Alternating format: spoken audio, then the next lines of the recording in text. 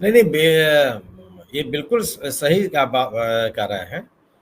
युद्ध के हालात हैं और युद्ध की स्थितियां बन सक मैंने शुरू भी हो सकता है, लेकिन ये इसमें बहुत सारे किंतु परंतु। यह सरकार की राजनीतिक व्यवस्था है कि वह इस मसले पर गंभीर कार्रवाई करे, और ये देश की मांग भी है।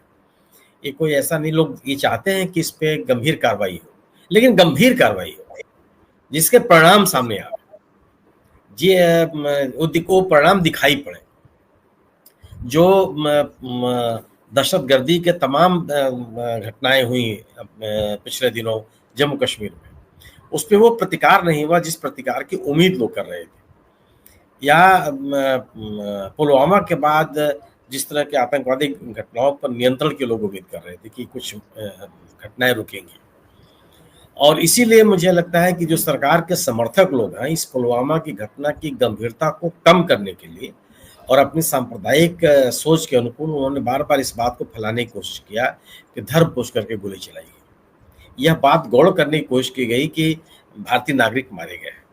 धर्म को बहुत आगे लाने का प्रयास किया गया कि यह जो सरकार को उठ रहे जो सवाल है उसकी गंभीरता को कम किया जाए, लेकिन ये चला नहीं।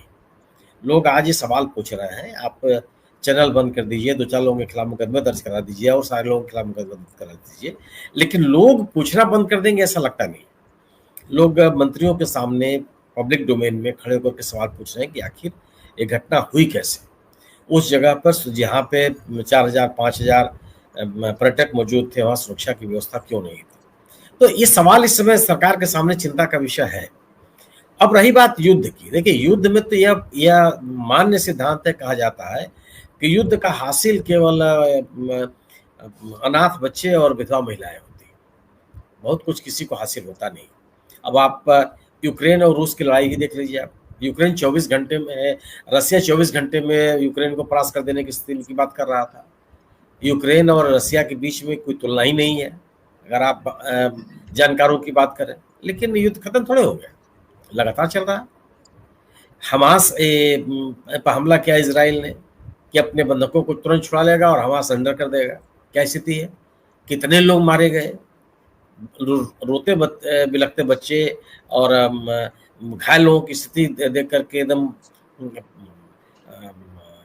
एक अजीब तरह का माहौल बनता है। लेकिन युद्ध नहीं खत्म होने का नाम ले रहा है, युद्ध चलता चला जा रहा है। तो क्या भारत जो अब तक तीन युद्ध लड़ चुका है और कभी भी आक्रामक देश के रूप में इसकी पहचान नहीं, इसीलिए अंतर्राष्ट्रीय स्तर पर इसको एक नैतिक समर्थन मिलता भी रहा है कि हम आक्रामक नहीं है और प्रादेशिक चरित्र के नहीं है। किसी भी देश की संप्रभुता को हम प्रभावित नहीं करना चाहते जब तक हमारे ऊपर संकट न आ जाए। तो वह सवाल है कि आखिर युद्ध शुरू कौन करे, और युद्ध शुरू करके पाकिस्तान की क्या स्थिति है, आर्थिक स्थिति सबको पता है, और हम एक विकसित देश बनने का सपना देख रहे हैं, दुनिया की तीसरी अर्थव्यवस्था देखने का आश्वासन दे रहे हैं, और आतंकवाद रोकने की ही बात कर रहे हैं।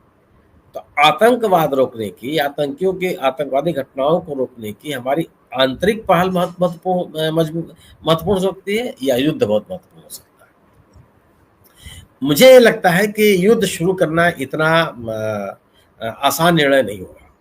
हालांकि सरकार के ऊपर दबाव इस बात का है कि वो प्रतिक्रिया दे, एक ऐसा जवाब दे जो महसूस किया जाए, लोगों को भी एक आश्वासन देता हुआ दिखाई पड़े। लेकिन युद्ध ही अंतिम विकल्प है, यह बहस का विषय है। यह कह देना बहुत आसान है कि सरकार ने सेना को पूरी खुली छूट दे दी है। अरे यह राजनीतिक निर्णय, सरकार का निर्णय होगा कि युद्ध होगा कि नहीं होगा, किसको बता रहे हैं?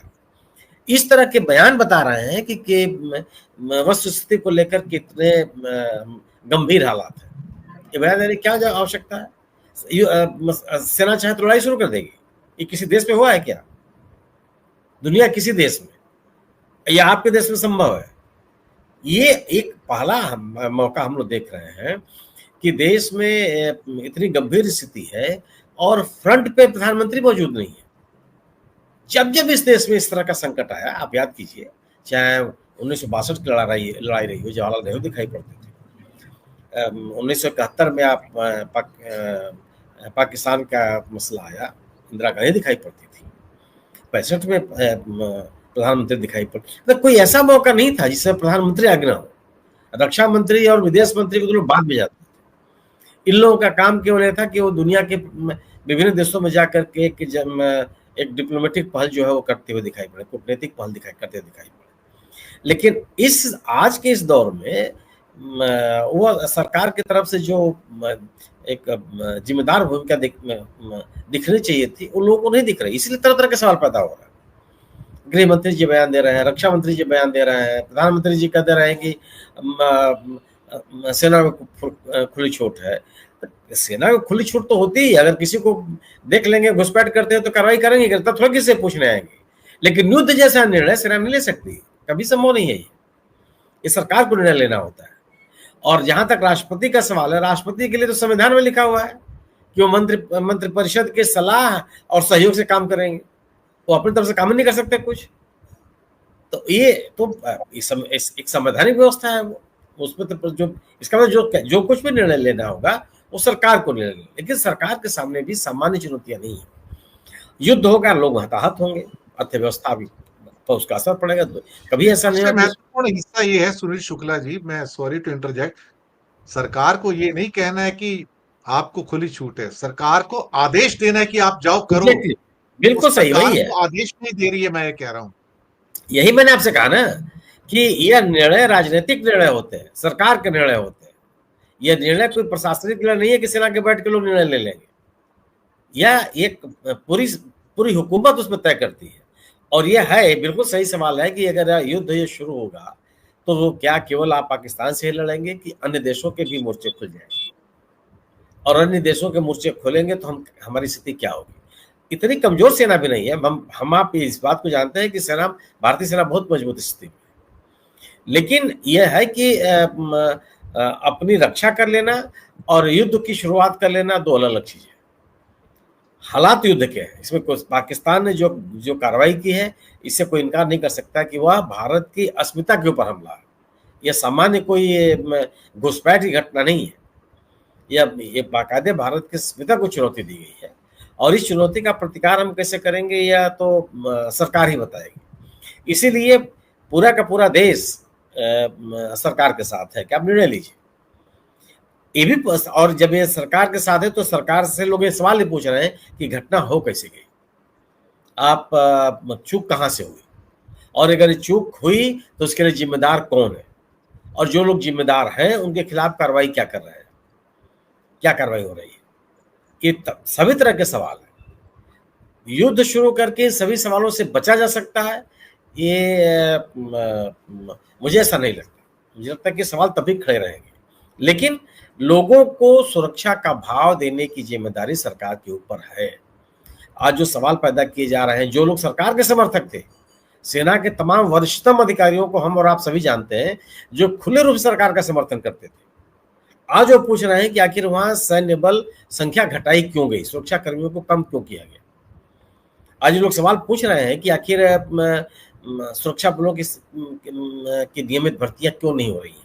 लोग आज अग्निवीर पर सवाल पैदा कर रहे हैं। वो लोग हैं जो हमेशा सरकार के साथ रहे। तो राजनीतिक स्तर पर भी सरकार जूझ रही है, मानी भारतीय जनता पार्टी भी जूझ रही है कि अपने समर्थकों को अपने साथ कैसे बनाए रखे। जो सवाल आज पूछे जा रहे हैं, कोई ऐसा थोड़ा है कि पहली बार पूछे जा रहे हैं। यह तो लोगों को जानकारी या लोगों को चिताया था आज के प्रधानमंत्री जी ने, जब 26/11 की घटना हुई थी। कितने सवाल उन्होंने पूछे थे।